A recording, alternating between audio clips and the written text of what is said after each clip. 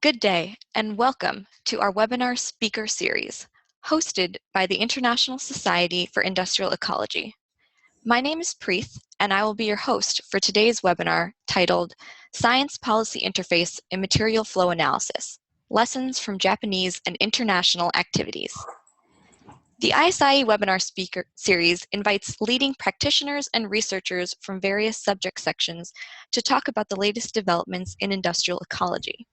In today's webinar, we will learn from the Socioeconomic Metabolism section with our speaker, Professor Yuichi Moriguchi. Yuichi Moriguchi is a professor at the Department of Urban Engineering at the University of Tokyo. He holds a PhD in engineering, and he graduated from the Faculty of Engineering at Kyoto University and joined the National Institute for Environmental Studies in 1982. His research field covers material flow and stock analysis, life cycle assessment, 3R policy analysis, and post-disaster environmental management. He co-chaired the 2010 ISIE MFA Asia-Pacific meeting in Tokyo, and he was awarded the 2013 Society Prize of International Society for Industrial Ecology. He is currently the president of the Institute of Life Cycle Assessment Japan and vice president of the Japan Society for Environmental Economics and Policy Studies. Before we begin, we would like to remind our listeners that we welcome any questions you might have, and our speaker will answer them at the end of the talk. Please type questions directly into the Zoom Q&A window throughout the presentation. You might see a little box at the top or bottom that says Q&A, and once you click that, you will be able to send in a question. And with that, we welcome Professor Moriguchi to the ISIE webinar series. Okay, thank you very much. Can you hear me? Okay, thank you very much for your kind introduction. Good morning for participants from the East Coast US. Good afternoon from Europe. Some of you from Asia, including Japan, I can see those who are listening this presentation. Okay, hello. Okay, my talk today is titled Science Policy Interface in Material Flow Analysis, Lessons from Japanese and International Activities. That is exactly the same title as my presentation, my keynote talk at ISIE Socioeconomic Metabolism section and Asia Pacific Conference held last September in Nagoya. Some of the colleagues from Nagoya is also now watching this webinar today. Currently, I'm from the University of Tokyo in the Department of Urban Engineering. But before, I worked for National Institute of Environmental Studies, and I served for some of the international activities, including the International Resource Panel, OECD, also as well, of course, ISIE. Okay, my talk today consists of these contents. First, I will talk about the milestones from Wuppertal to Nagoya. That is the venue of past meeting of socioeconomic metabolism sections. So my talk today is not technical one. I talk something like a talk with historians. Please permit me to talk about that. When we get elder, we tend to talk about history. Here is this in the yellow page is the front page of the program of first ConAccout workshop held 20 years ago at Leiden, Netherlands. The right-hand side is another conference on ConAccout in the same year, September 1997, in Wuppertal, Germany. So although the first ConAccout workshop held not in Wuppertal, but in Leiden, actually before this in the workshop, kind of strategic meeting was held in the Wuppertal Institute. So I clearly remember that, for me at least, the origin of my history with material analysis started from Wuppertal. This is the kind of the proceedings first ConAccout workshop, January 1997. You can see the map of Europe on which the number of participants are plotted. many from Netherlands, Germany, Scandinavian, UK. Okay, you can also see the 15th from Austria. But you can see above this European map, there are some strangers, étrangers from Australia, Brazil, US, as well as Japan. That's me. One from Japan here. So I was invited to make plenary talks at the ConAccout meetings 2003, 4, 2006. Again, we meet in Wuppertal in 2003 and 2004 in Zurich, ETH. Then 2006, Vienna. So I missed that webinar, but first webinar series of this socioeconomic metabolism section was delivered by famous professor Marina Fischer-Kowalski. So IFF Vienna is her affiliation, and also in parallel with Wuppertal, I think that Vienna is another, quite important place as for the history of material analysis community. Later, we also had a meeting. Sorry, he's here. Okay, sorry, that is still the Vienna. So you can see the record of participation to Vienna meeting. So I remember that already at that time, quite a large number of participants I found from Japan.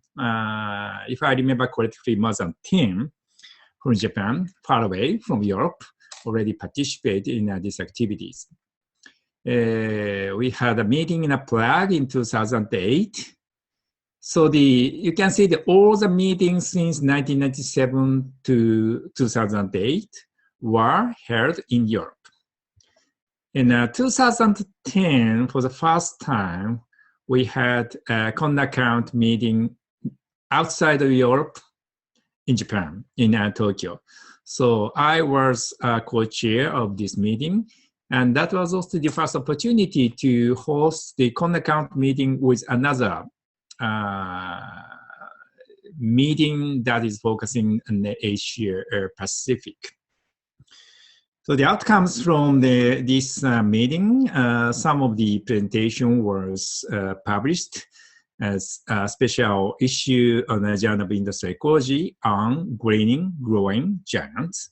That means the growing economy in Asia, in particular in China.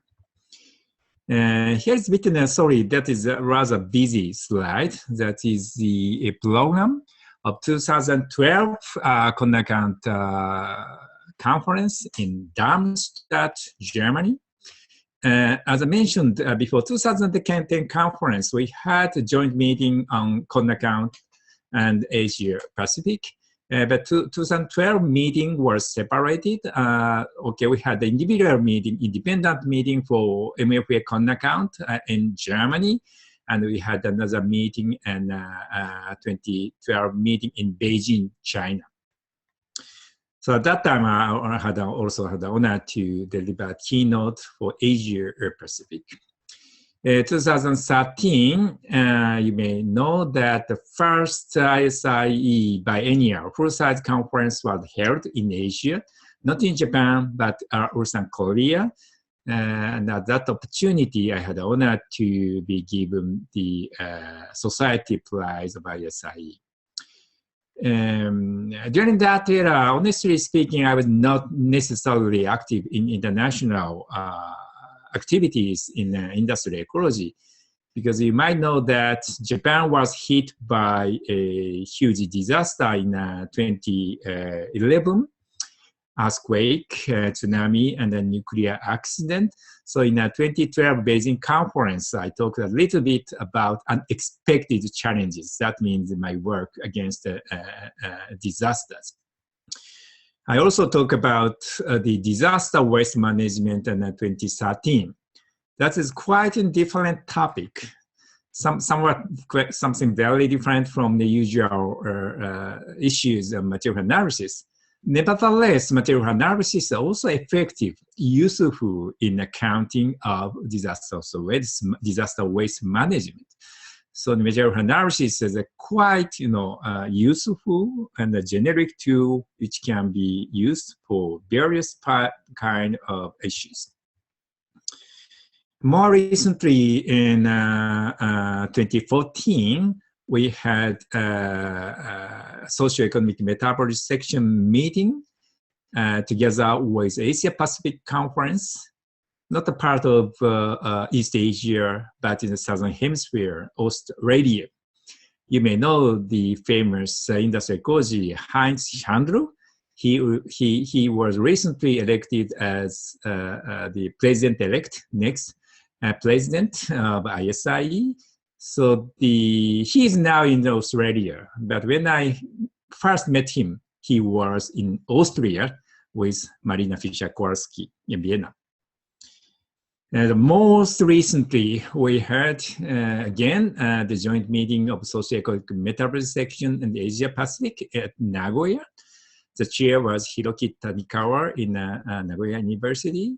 You can see that on this screen, on right-hand side on the Hiroki, I was sitting, and you can see the president of ISIE, Chris Kennedy, then also Heinz Schandl. So these key persons at ISIE participated in this conference. And next to me, you can see a madam with yellow clothes. She is Marina Fischer-Kowalski, and next is Helga Weiss. She will be the next chair of ISIE meeting in 2018.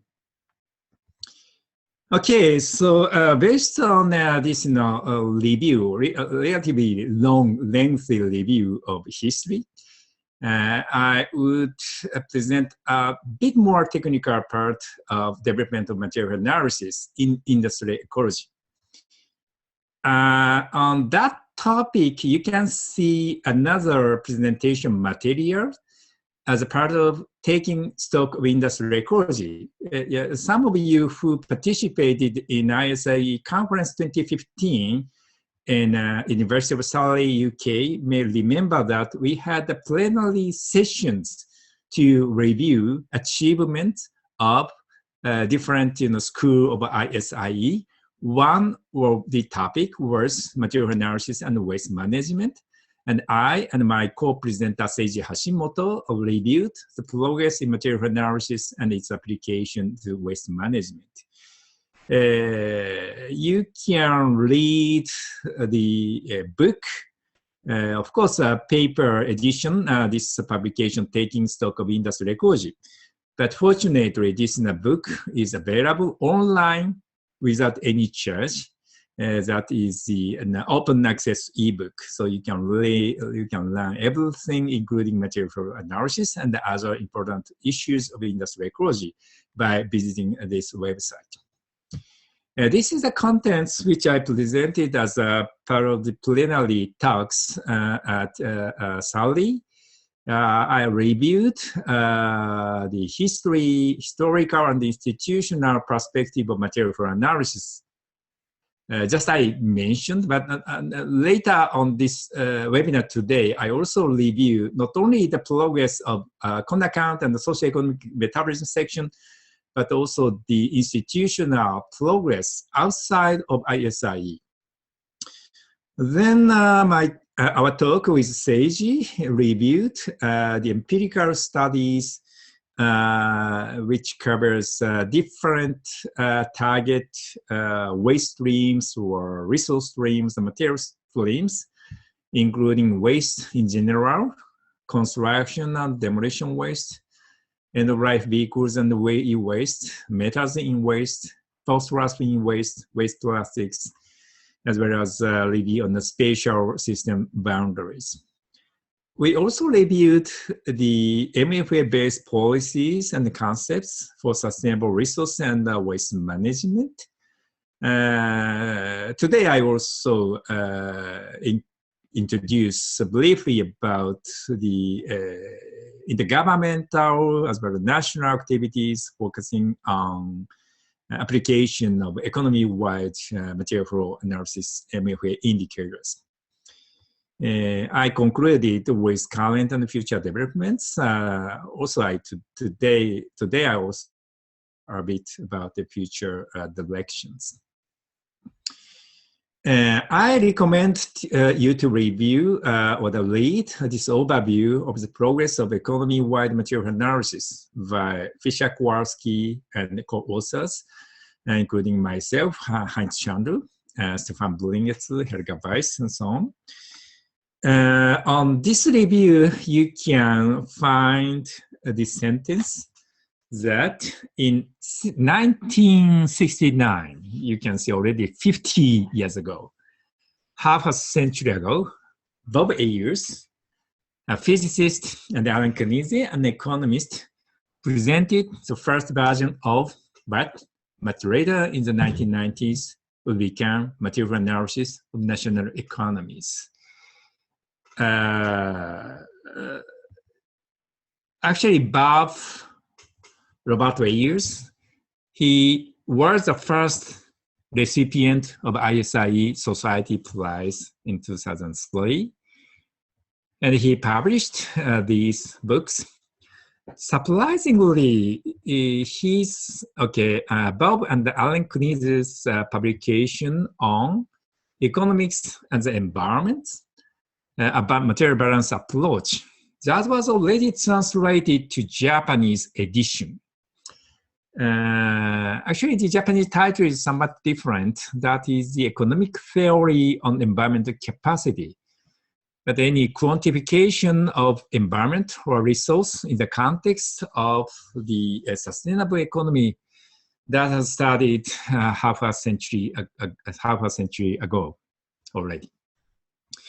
You may know that these famous textbooks on accounting for resources edited by Bob, I, and Stefan contributed a chapter on material flows on a handbook of industrial ecology. Later, he edited.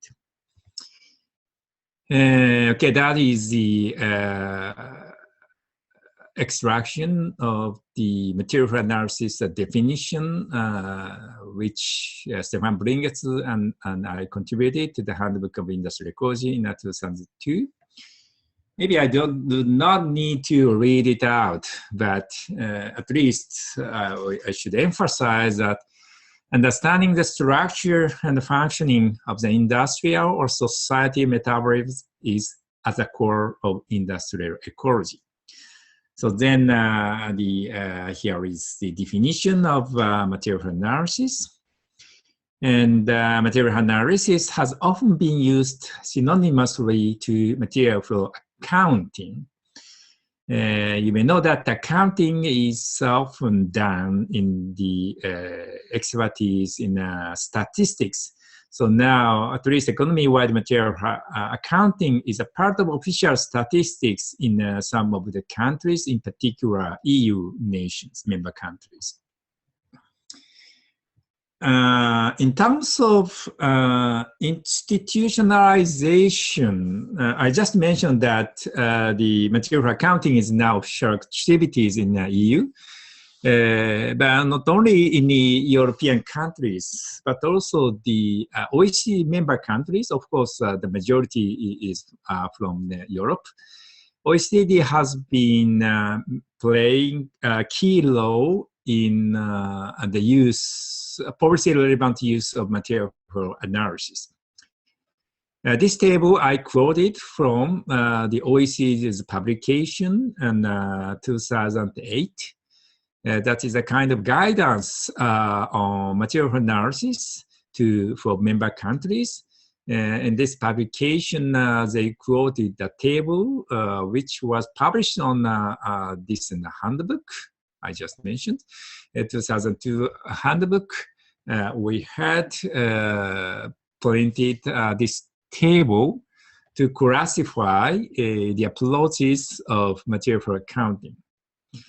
In the first approach of material flow analysis start with the specific concerns related to environmental impacts, supply security, technology development associated with substances, materials, or manufactured goods. So the type of one, first attention is paid to specific substances, materials, or products. Second approach in a right-hand side, that start with system boundary. In the most macroscopic system boundary is country, that is the typically called economy-wide material flows.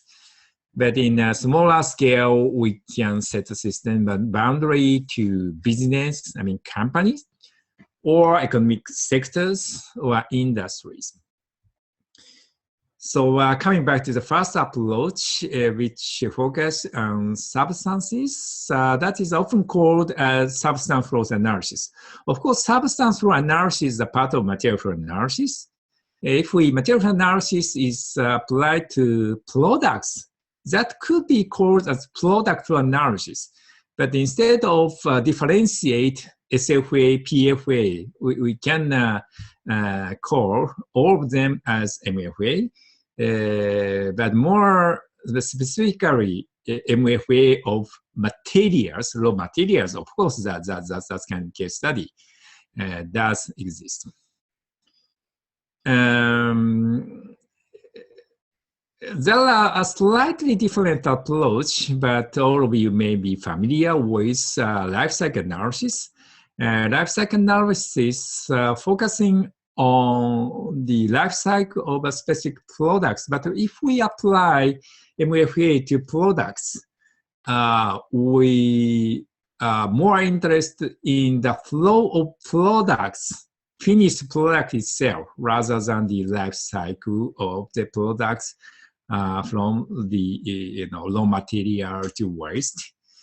Anyway, there are there are different kind of the approaches, kind of a family or toolbox of these individual tools. I would also want to emphasize that input-output analysis or economic input-out tables are quite useful too, which we use together with material flow analysis. So not only engineers or natural scientists, but also the economists, social scientists study material flow analysis, because MFA is a kind of common terminology or a common language for natural scientists, engineers, and social scientists. In our presentation at the plenary talk at ISIE 2015, we had reviewed some key articles, journal papers, case studies on material analysis. But I would also emphasize that, of course, JIE, Journal of Industrial Ecology, is one of the famous and most active journal on which papers on material analysis have been published.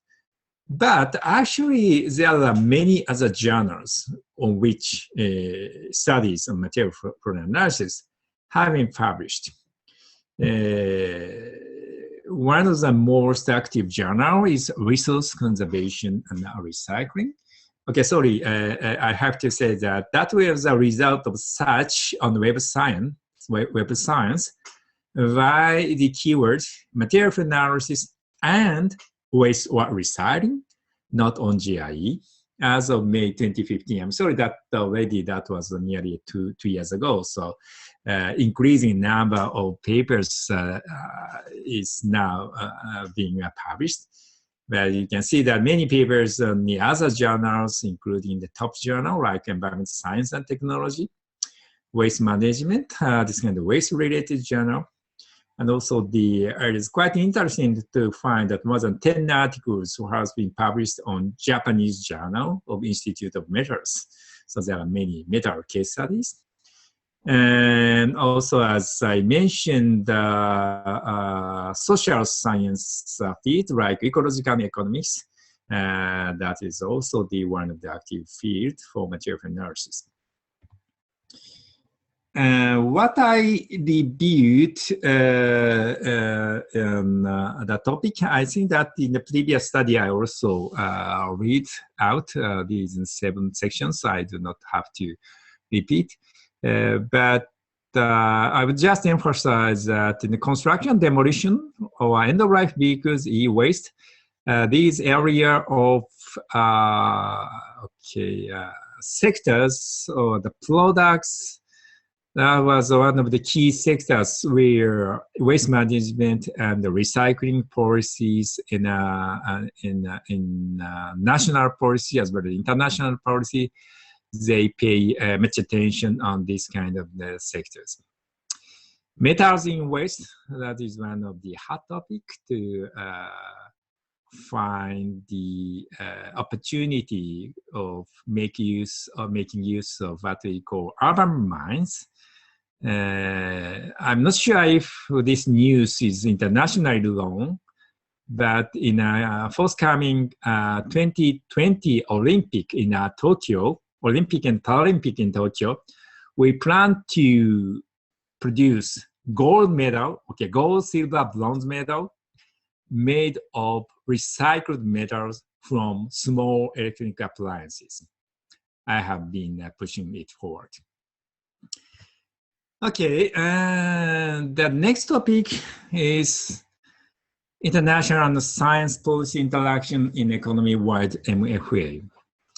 You may remember that subtitle of my presentation today that has mentioned about that. So I believe that material analysis is a kind of success story in industrial ecology in 2 aspects. That is the good example of international and national interaction. Another interaction is science and policy interaction. So in these 2 dimensions, I think it has been successful. Already I reviewed the history of ISIE socioeconomic metabolism section, or before that what was called ConAccout. So I should not speak too much about the history, but this chart shows the graphical history of material flow analysis. Even before ConAccout process in 1992, so that was a quarter century ago in 1992, first Japanese material balance was published on Japanese quality of environmental report. A few European experts, including Marina Fischer-Kowalski, found it interesting. And that was, and I had opportunity to meet for the first time with Marina from Bringezu in 1995 in Wuppertal Institute, where we had a workshop for indicators of sustainable development. Of course, you should know that recently United Nations adopted Sustainable Development Goals, SDGs.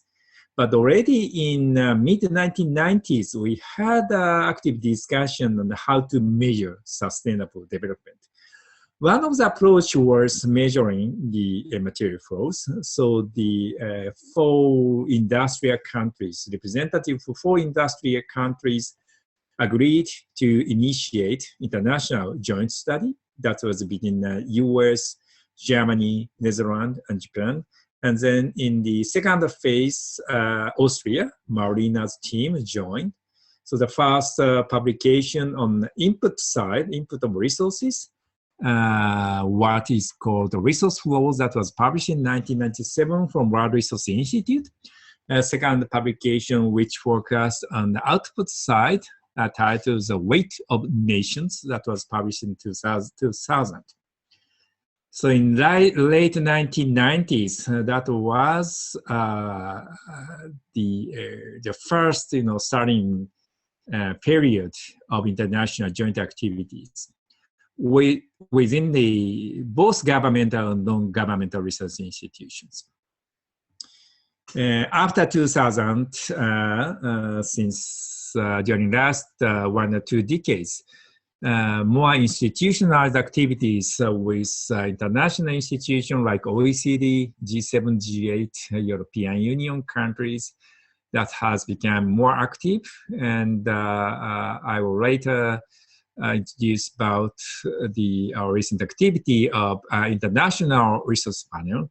So in the upper right side of this picture, you can see the institutions which is now active in the field of material analysis and resource efficiency, resource productivity, and so on. Here is another table which shows chronology international interactions. In the vertical axis, you can see the historical development. And the horizontal axis, I had 4 columns, including Japan, G7, G8, EU, OECD. That means Western developed countries, then UN worldwide.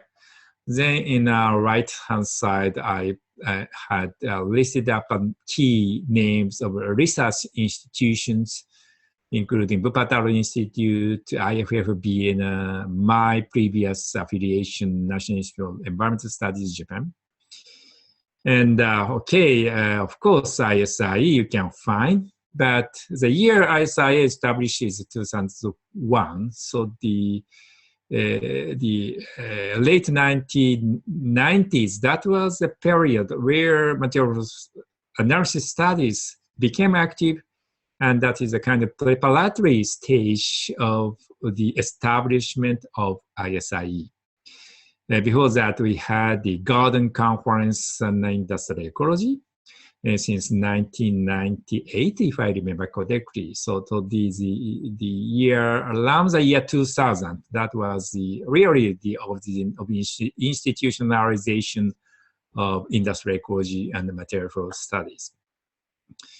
In early 2000, OECD took leadership, including the Council recommendations in 2003 and 2008. In Japan, we had adopted the first fundamental plan for sound materials cycle society. That is adopted by cabinet decision. That is quite a formal national strategy for waste management and recycling. And as early as in 2003, Japanese government adopted the indicator and the numerical target using material economy-wide material flow indicators. Around 2007, 2008, 2007 International Resource Panel of UNEP has established.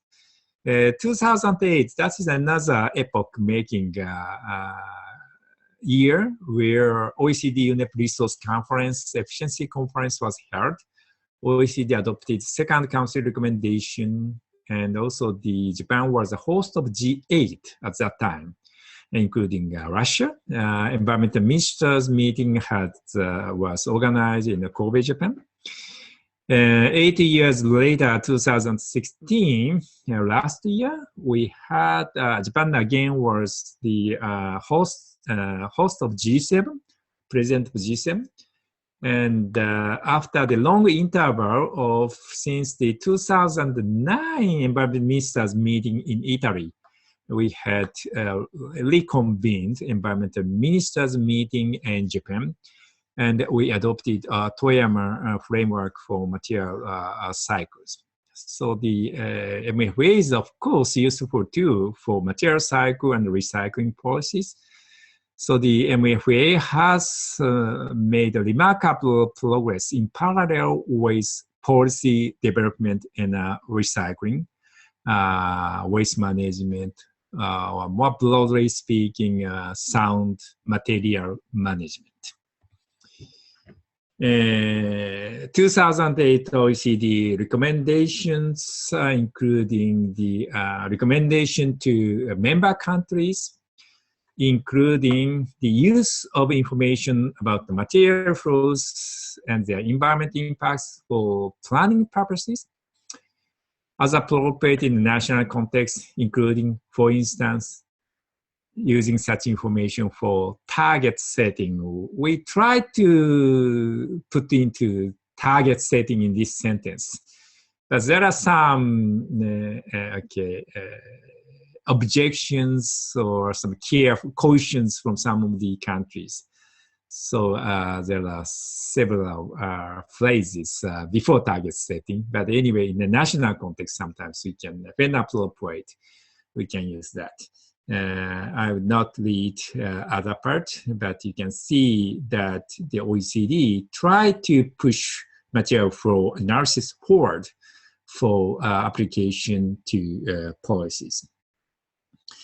One of the important phrases, okay, I should not skip that one, number 7, cooperate with non-member economies to strengthen their capacity for developing and implementing policies concerning the improvement of resource productivity. Of course, you know that already material analysis is quite actively used in developed countries. But currently, or in the future, huge amount of material resources will be used in developing countries. So for the OECD's context, non-member, so other countries and OECD member economies, that is really the important user of material analysis approaches.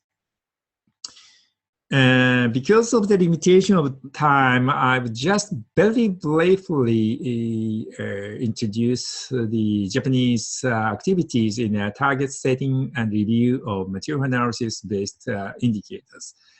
As I already mentioned, the first set of 3 material flow indicators was adopted in the first fundamental plan for establishing a sound material cycle society in 2003. Story means inlet, cycle, and outlet. Now, let me begin with outlet. That's quite a simple indicator. That is the amount of waste going to landfill, final disposal.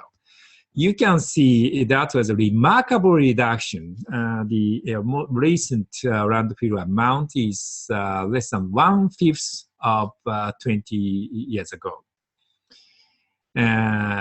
Recycling rate can be defined in by multiple definition, but in a Japanese definition of this cycle indicator, that is cyclical use rate, that's circulated resource amount denominated by input flows. So not the recycle rate of the waste, but how much percentage of input inflows are coming from recirculated materials.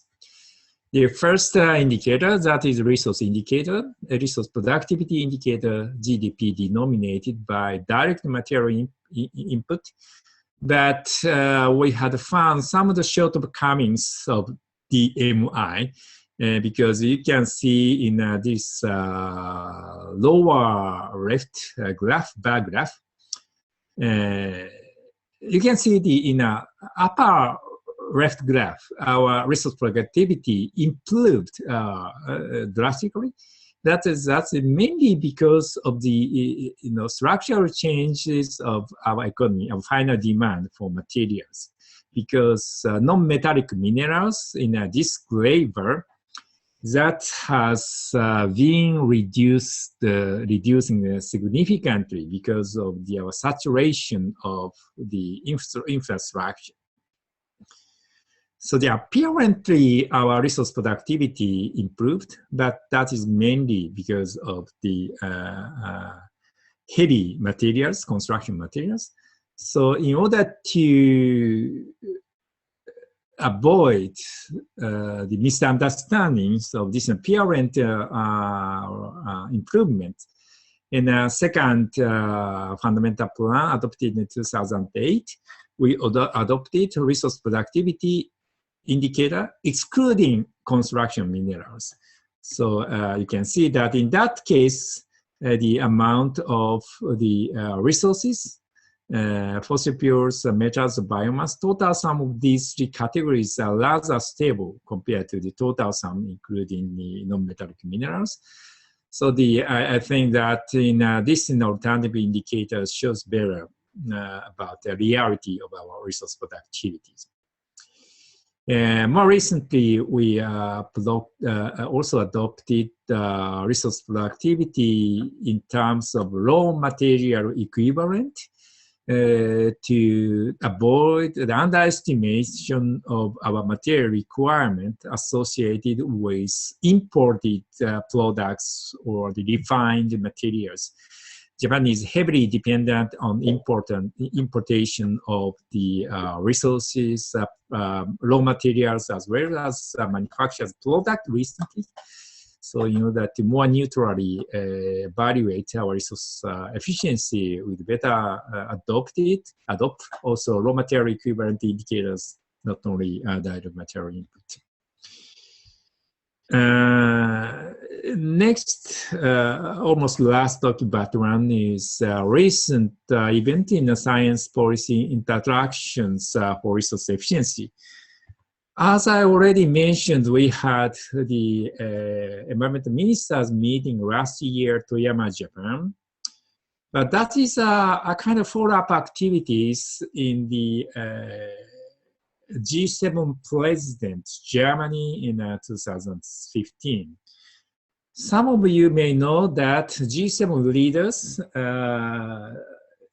declared at Elmau summit in Germany, June 2015, G7 leaders declaration included a new paragraph focusing on resource efficiency. That is surprising because before G7, G8 meetings, of course, they discussed environmental issues, but mostly about climate change, energy issues.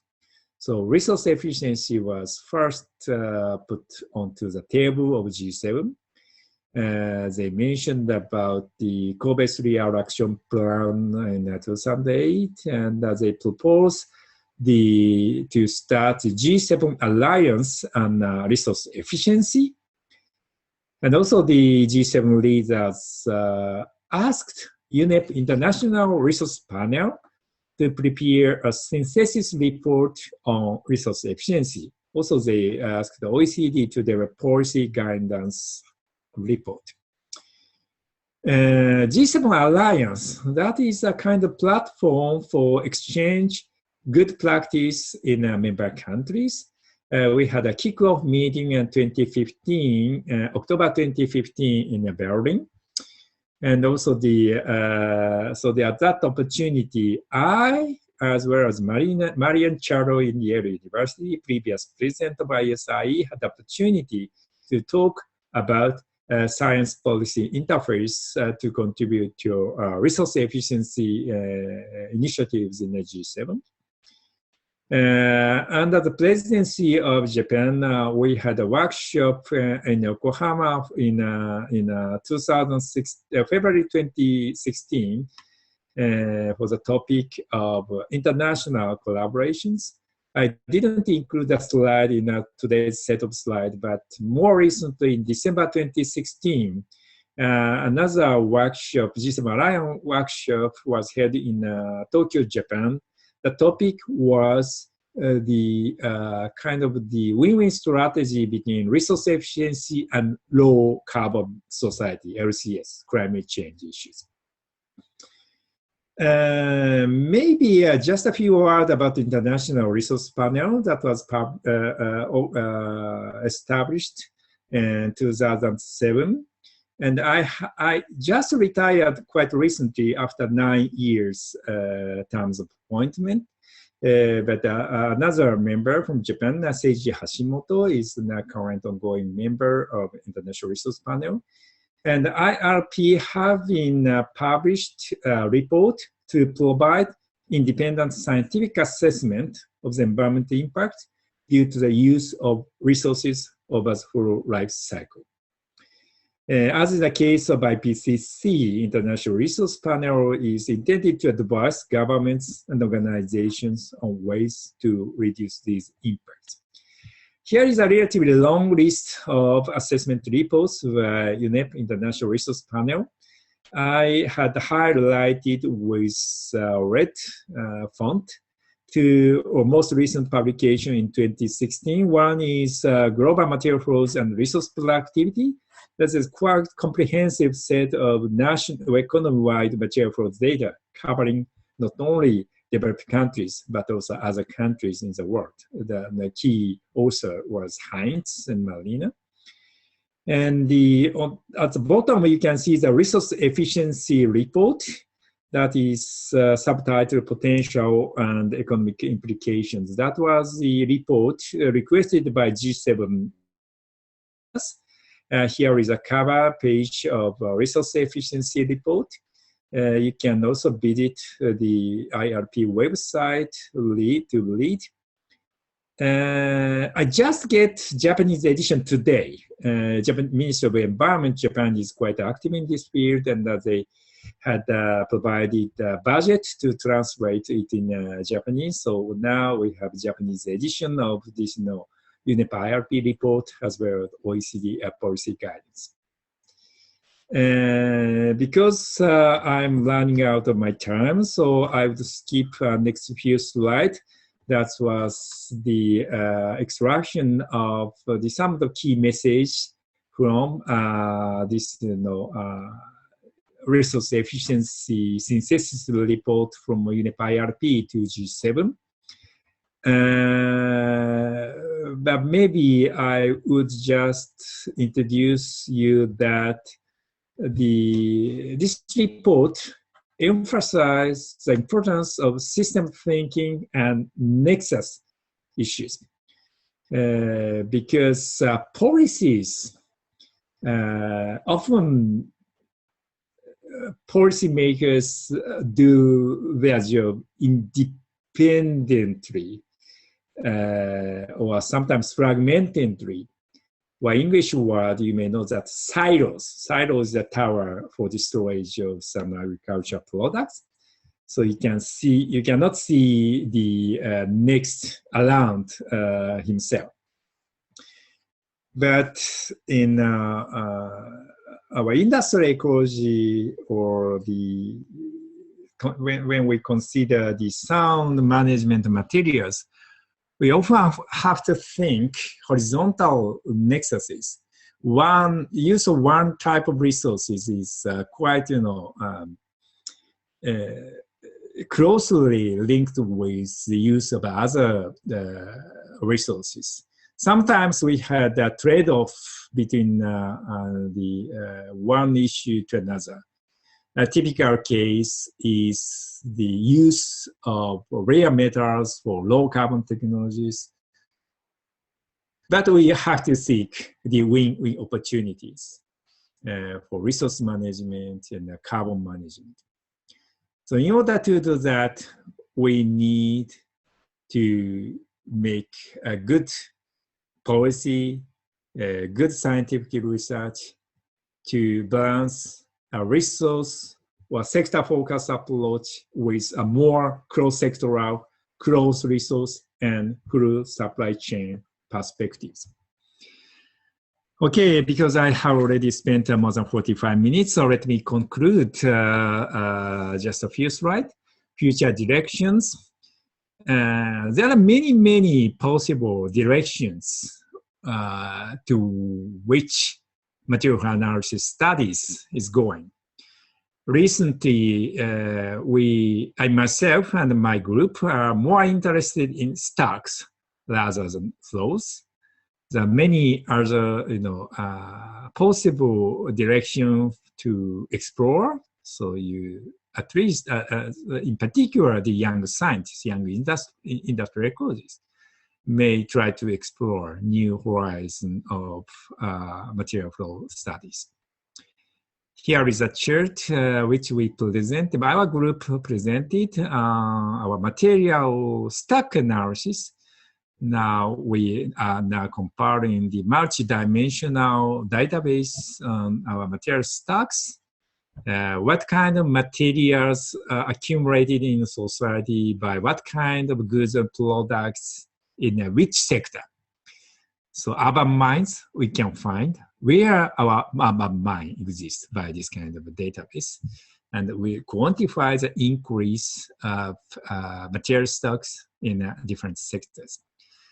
Okay, here is the summary. I will not read it out. But the very final message, two slides. We should decouple negative environmental impact associated with resource consumption from economic growth. That is a very famous message from UNEP resource panel. But second message on decoupling from me and Stefan Bringezu, best friend of mine, we shall not decouple our scientific efforts from policy and practice in the real world. We do our scientific efforts not only for science itself, but we should be aware that science should be useful for policy and practice in the real world. Thank you very much for your kind attention. Thank you very much, Professor. I think we have time for a few questions. Thank you to those who submitted questions during the presentation. As a reminder, if you do have questions, please feel free to type them into the Q&A box. You might see a little box at the top or the bottom of your screen that says Q&A. Please click on that and you'll be able to send in a question with the option of sending it in anonymously.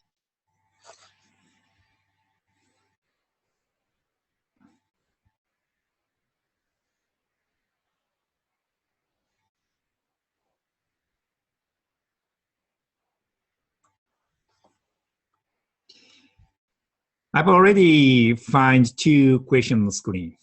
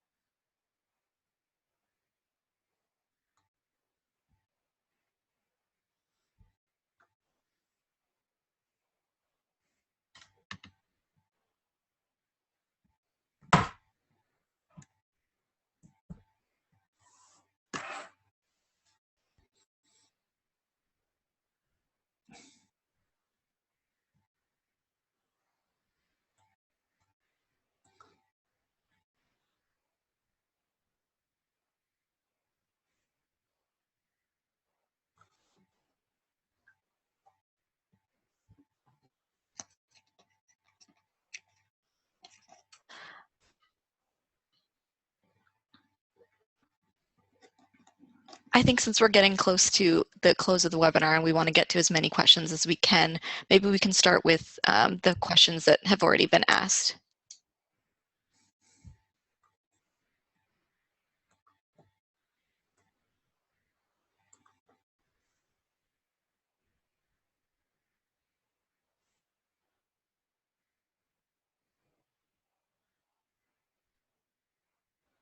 I think I can jump here and just read through some of the questions we have. The first question is, what do you believe are the key topics or challenges that industrial ecology researchers should focus on tackling in the future?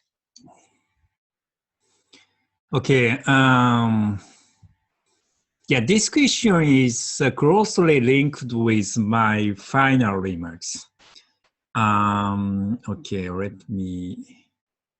Can you see this now?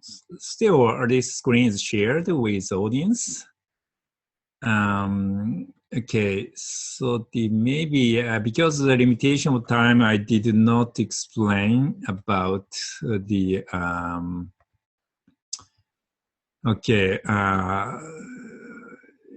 slide number 44 on possible direction of material flow studies. That's including the bullet point. You can see the two last bullet point: theoretical analysis models and on-site practice, and scientific studies and policy application. That is the just a reiteration of my final slide. The challenges are how to make societal change happens. Actually, I also got this message from one of the senior professor. Actually, he used to be the president of my university, University of Tokyo. Actually, I'm now currently the president of Institute of Life Cycle Assessment Japan. And we invited that in the past president of the University of Tokyo. He clearly mentioned that how life cycle assessment has been useful to change our real society. So we had developed the methodologies, sophisticated methodology and databases and so on. Now we had been equipped with the tools of industrial ecology. But actually, how we can make use of these tools for our real industry? Sometimes I have a chance to work with industrial people, but compared to the name of the industrial ecology, involvement of industry is not yet enough. I remember that the early conference, for example, industrial garden conference of industrial ecology in the US, I had met a significant number of participants from industries. But gradually, industrial ecology became a kind of new, school of a new active area of scientists, experts. It's a bit tricky that the participants from industry, at least the ratio of participants from industry, decrease in my impression. So the challenge is how we can make our study useful for industry and practice. Key topics, there are plenty of topics. Of course, I have my own topic of favorite, but I'd better not specify anything. But any topics which has a reality in our real society, I would welcome and I would recommend you to challenge. That is a bit of lengthy answer to the actions of first question.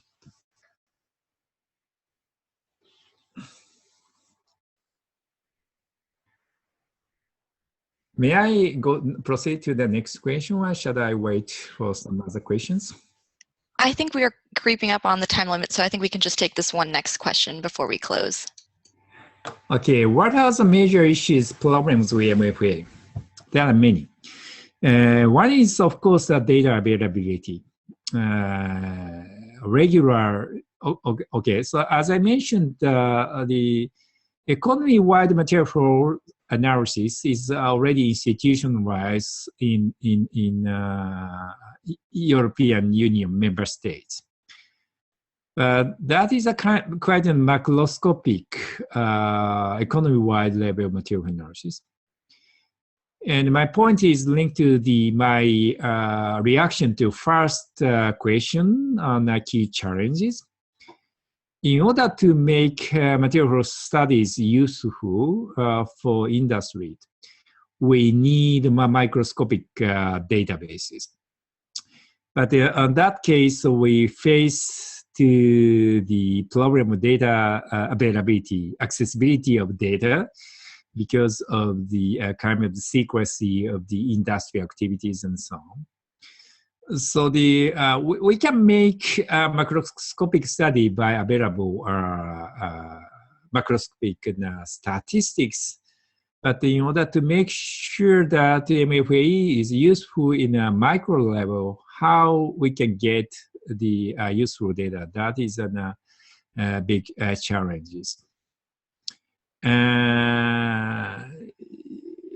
terms of technical or methodological issues or problems or challenges, there are two extreme opinions. Material flows, counting the quantity or weight of materials, that is quite a good proxy indicator for environmental impact. Other extreme opinion is that weight is nonsense. We should not add upper and down range.